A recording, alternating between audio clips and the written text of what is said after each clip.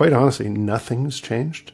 If you understand what Bitcoin really is, it's that it's outside of that system. Then all of these conversations and everything that both has happened and is going to happen becomes pretty clear. It's really easy to see. So if you stop that from happening, it's not an economy, it's a control system. And most people are living in the control system, blaming others within the control system while making that control system stronger. Think of the magnitude of what I described. If the natural state of the free market is deflation, and we know it is because we choose things that give us more value, and we create things that never existed before that to give us more value, that should give us lots more value. Use AI as an example. Every business, if they don't integrate AI and remove labor, they won't be a business anymore. Why won't they be a business anymore? Because you won't use them. And then every individual user being able to use AI can create all sorts of businesses. And there's this technologist dream, and I've heard it for like literally 20 years. As AI expands, that you're going to have a one-person company creating $1 trillion of value. And for the life of me, I don't I can't believe that the words and music, people could actually say that. Because if one-person companies can create that much value, who buys this stuff? People have lost the fact that we are both sides of the market. It's impossible to, it's hypocritical to say our houses can go up forever.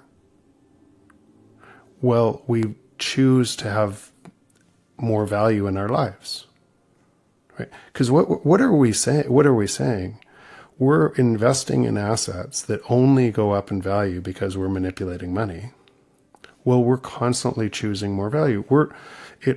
You, me, we're all individual actors in the economy, and we are both sides. We're the labor component, providing value to others, and we're the purchasing component, purchasing that value. So how could that be two different things? So it's one thing. And what that means is one thing, is as we choose more value, prices should fall. The only reasons prices don't fall is we live in a credit-based system that must steal that, can't allow deflation because the credit would reset. And there is no vote in that system that could stop what I just said. Because if you allowed that prices, if you started allowing prices to fall, no matter who it was, let's use, if you owned a house and you had a bunch of credit against that house or debt against that house, you would beg for them to print money because otherwise you would go bankrupt. The house would be worth zero, almost zero, and you would hold and then the bank would go bankrupt.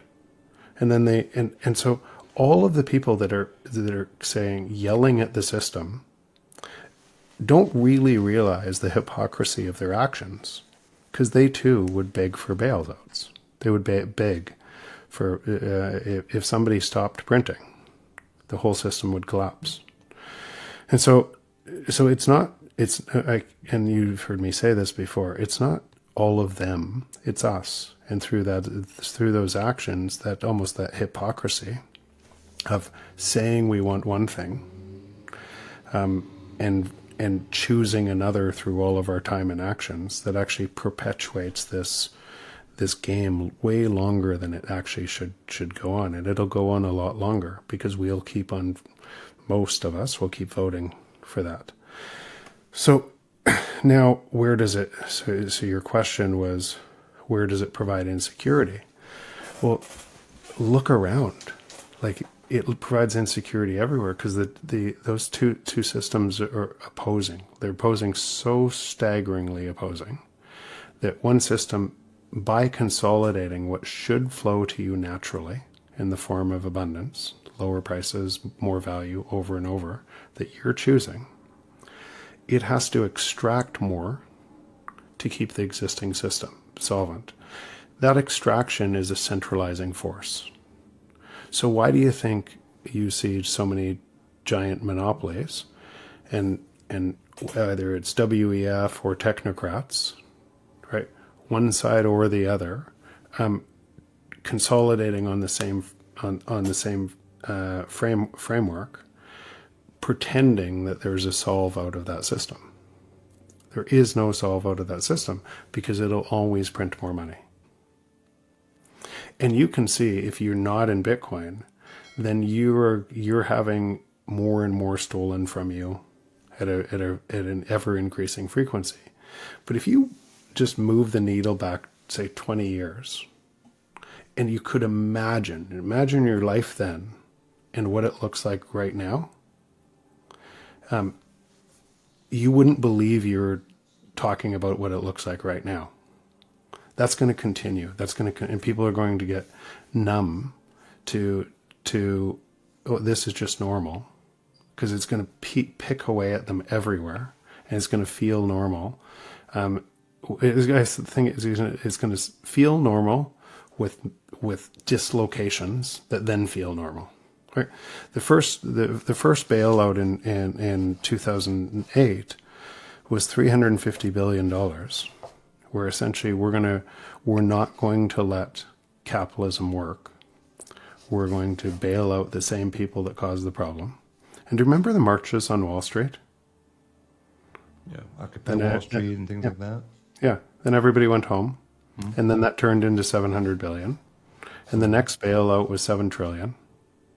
The next one's going to be a lot greater, and everybody's just going to get numb to the whole thing, and they keep on getting numb to it all. And so, what breakdown phase is, I don't think the U.S. dollar is going anywhere anytime soon.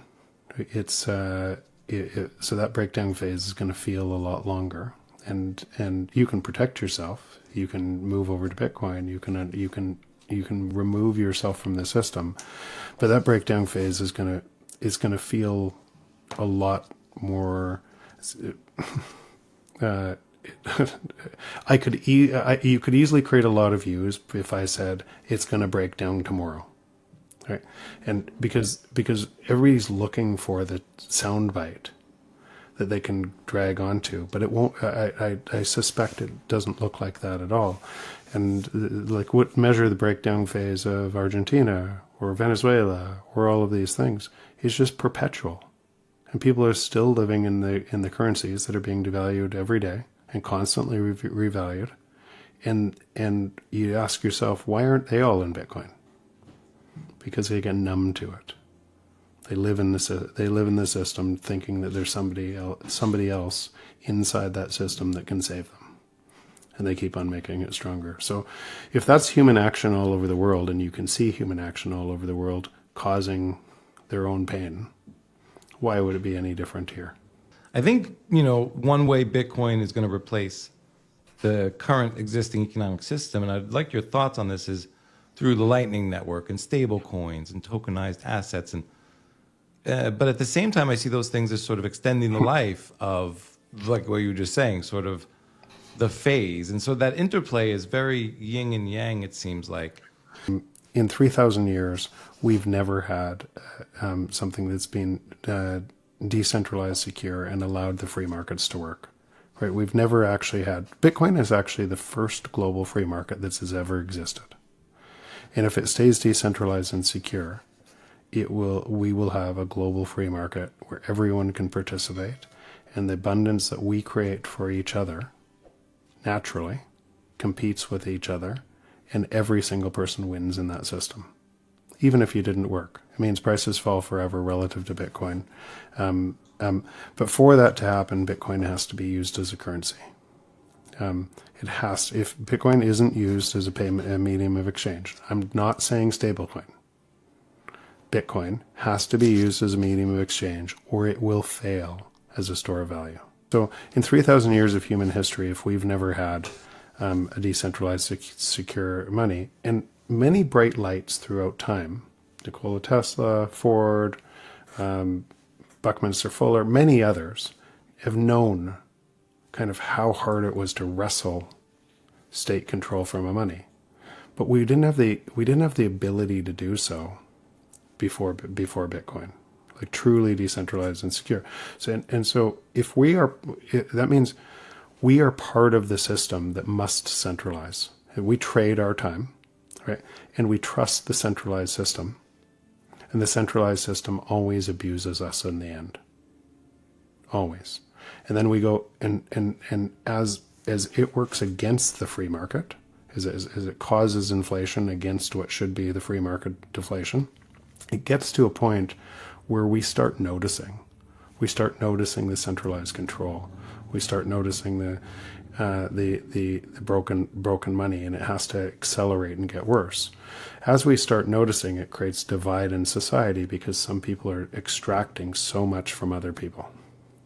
And as it extracts more, because most people think there's a solve from within that system, the way you get elected is you blame the other people in your country, right? And once you get elected, you consolidate more control. You change the rules, you change laws to consolidate more control, and you try to and that doesn't work either, because the free markets are more productive. So centralized markets are less productive, and they cause more and more misallocation of capital, more and more control, and people notice it more. But now you've already created the enemy in your own country, the us versus them in your own country. And the only way to resolve that is you got to create a bigger enemy somewhere else in the world. And then we go to global conflict, and we reset currency, and we reset currencies. We killed tens of millions of people. We reset currencies, and we build all these institutions that say, let's not forget. We celebrate Remembrance Day. And we say, we'll never do it again, only to start the process over. And so that's how all currencies have always worked. And Bitcoin is the first time that we could ever avoid that path again. But that path that I just described, you can see accelerating around the world. You can feel it, right? You can feel politicians talk about, if I can't trade for resources with people honestly, I'm going to take them, right? By force. I'm going to take Greenland. I'm going to take Panama. I'm going to take Canada. And I can tell all sorts of reasons why I'm going to, but I'm going to. The centralized control system needs more centralized control.